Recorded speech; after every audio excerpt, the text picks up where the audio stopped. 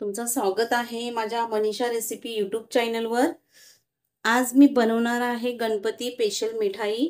तर त्याच्यासाठी मी इथे आधी एक हा ट्रॉफिकल आहे, टपरवेअरचा डब्बा आहे, त्याला ट्रॉफिकल बोलतात, तो मी घेतलाय। तो एक डब्बा भरून मी बेसन घेतलेला आहे। आधी मी तो बेसन याच्यात कढाईमध्ये टाकून घेते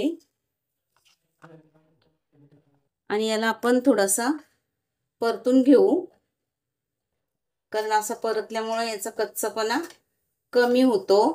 गॅसची फ्लेम मिडियमच ठेवायची आहे। सतत हात चालवत आपण हे परतून घ्यायचं आहे आणि लगेचच मी ह्या डब्याच्याच मापाने इथे 2 डबे खोबऱ्याचा ओल्या नारळाचा चव घेतलेला आहे, तो टाकून घेते। मला बेसन घेण्यासाठी मी हा चव बाजूला साईडला काढून ठेवला होता त्या डब्यातून माप घेऊन, आणि तुम्हाला पाहिजे तर तुम्ही कोणत्याही वाटीचं कपाचं मेजरमेंट घेऊ शकता। आणि हा पण आपण छान परतून घेऊया, सतत हात चालवतच हा परतायचा आहे। तुम्ही बघू शकता आपल्या खोबऱ्याच्या चवचा पूर्ण त्यातला पाणी सुकला आहे, छान असा एकदम कोरडा झाला आहे हा बघा।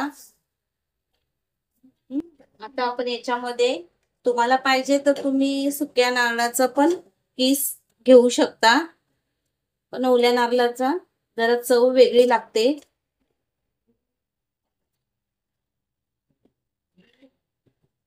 आता मी त्याच ट्रॉफिकलच्या मापाने एक ट्रॉफिकल हा गाईचं साजूक तूप घेतलेला आहे, तो टाकून घेते। कप किंवा वाटी घेणार त्याच मेजरमेंटने सगळं साहित्य मोजून घ्यायचं आहे। आता आपण याला थोडस या तुपामध्ये पण छान असं परतून घेऊया। अशा पद्धतीने आपण घरच्या घरी छान मिठाई बनवू शकतो। ह्याच ट्रॉफिकलच्या मापाने 2 ट्रॉफिकल इतकी साखर टाकणार आहोत।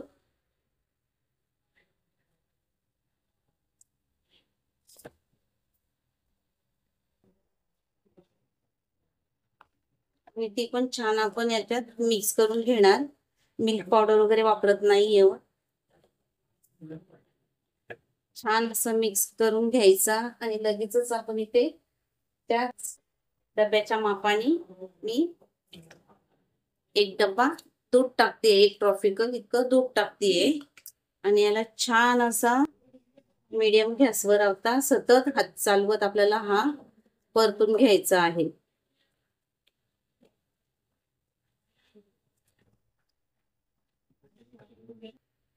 आणि यात मी किंचित एकदम फूड कलर, येलो कलरचा फूड कलर टाकते, एकदम कमी प्रमाणात। तसंही आपण बेसनापासून कोणती मिठाई बनवतो तिचा येलो कलरच येतो, तर थोडासा मी फूड कलर टाकलेला आहे। तुम्हाला नसेल टाकायचा तर तुम्ही ते स्किप पण करू शकता, म्हणजे आपल्या मिठाईला छान कलर येईल।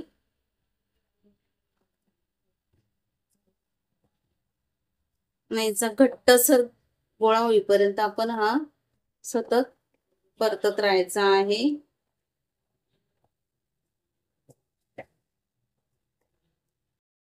आणि कोणी ओळखणारी नाहीये, ते आपण घरी मिठाई बनवलेली आहे।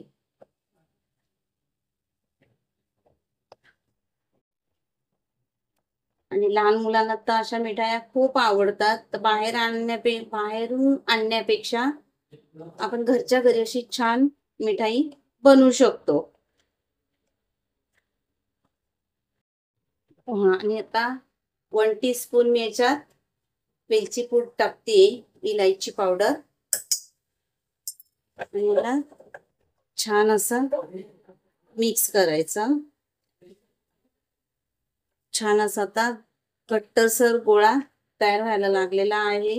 तुम्ही बघू शकता। तरी अजून आपण 2 मिनिटं असंच ठेवणार आहोत।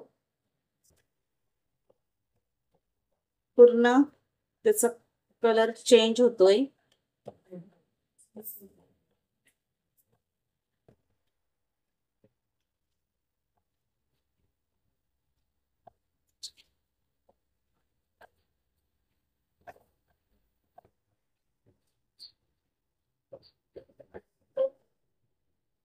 तुम्ही बघू शकता आता कढईला पूर्ण सोडतोय हा बॅटर। बघू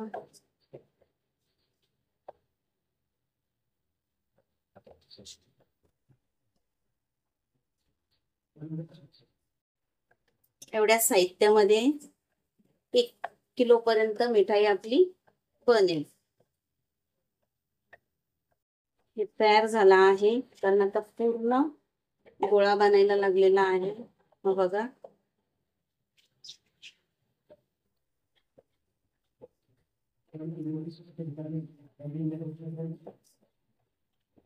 आता आपण गॅस बंद करूया। आपल्याला ज्या प्लेट मध्ये किंवा ज्याच्यात सेट करायचा आहे त्या भांड्याला आपण घी लावून किंवा तेल लावून घ्यायचं छान असं, आणि लगेच मी टाकून घेणार आहे।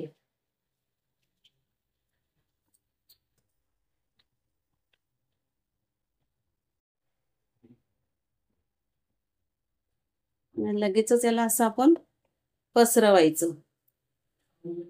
आपल्याला किती जाड पातळ अशा वड्या करायच्या असतील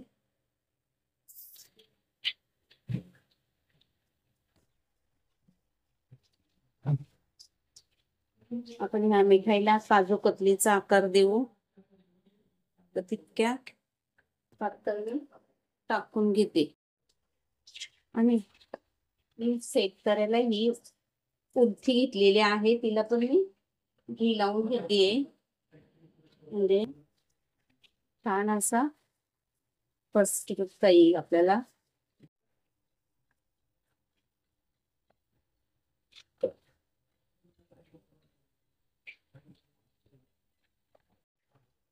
आणि ही मिठाई छान महिनाभर टिकते।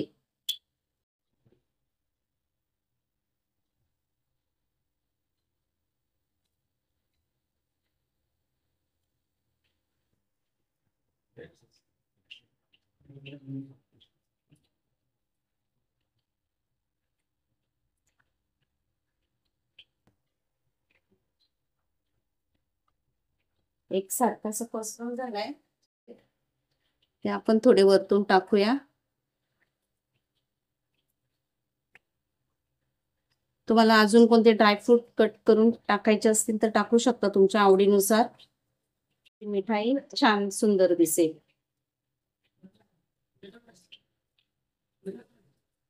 कलर पण छान आलेला आहे। आणि ह्याला आता आपण 1 तासासाठी सेट करायला ठेवून देऊ। आपल्याला रूम टेम्परेचर वरच फॅन खाली किंवा असंच सेट करायचंय, फ्रीज मध्ये वगैरे ठेवायचं नाहीये। 1 तासासाठी इथे 15 मिनिटं झाली आहेत आणि छान असं कोरडा झाला आहे। तर मी ह्या कलथ्याच्या साहाय्याने पहिला आपल्याला पाहिजे त्या आकाराच्या वड्या आपण तयार करून घेणार आहोत।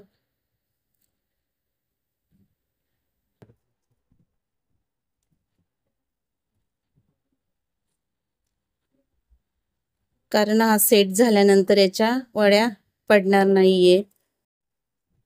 अशा पद्धतीने मी कट करून घेते सगळं। असं कट करून झाल्यानंतर आपण 1 ते 1.5 तासासाठी सेट करायला ठेवून देऊया, म्हणजे छान असं सेट होईल।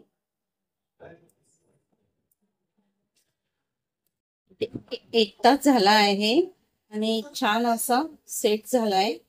तर आपण आपल्याला पाहिजे तशा आकाराचे आपण थोडे मोदक बनवून घेणार आहोत, कारण गणपती बाप्पासाठी आपण ही रेसिपी बनवलेली आहे, मिठाई बनवलेली आहे. तर आपण गणपती बाप्पाच्या मोदकासाठी ही रेसिपी आपण बनवू शकतो अशा पद्धतीने.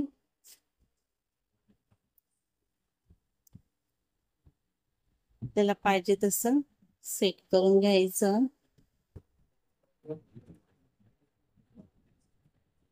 तुम्ही बघू शकता छान असा मोदक तयार झालेला आहे. आणि मग आपण त्याला रात्रभरासाठी सेट करायला ठेवून देऊ. तर इथे मी रात्रभरासाठी सेट व्हायला ठेवून दिलेले, तर बघू शकता छान असे मोदक तयार झालेले आहेत. तर मी यातला एक मोदक मी तुम्हाला तोडून दाखवते.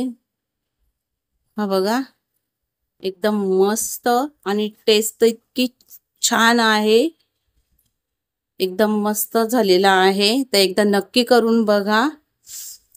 आणि तसेच मी बाकीचे बर्फी सारखे बनवण्यासाठी ठेवून दिलेले, ते पण व्यवस्थित छान सेट झालेले आहेत, मस्त असे.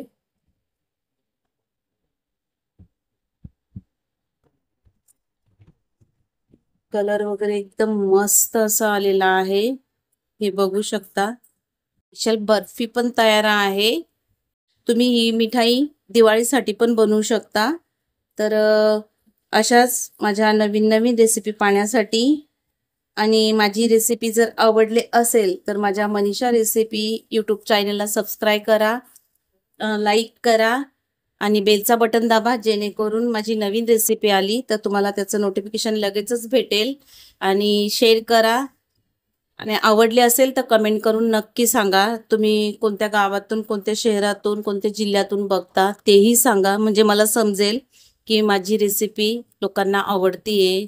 तर इथे बर्फी आणि मोदक तयार आहेत. अवघ्या 5 वस्तूंपासून आपण ही मिठाई बनवलेली आहे.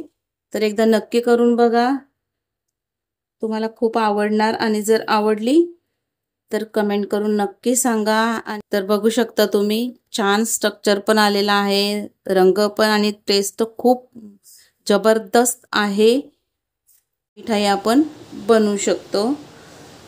तर इथे जवळजवळ 1 किलो इतकी आपली मिठाई झाली आहे. भेटूया नवीन रेसिपीमध्ये. मस्त खा आणि मस्त राहा.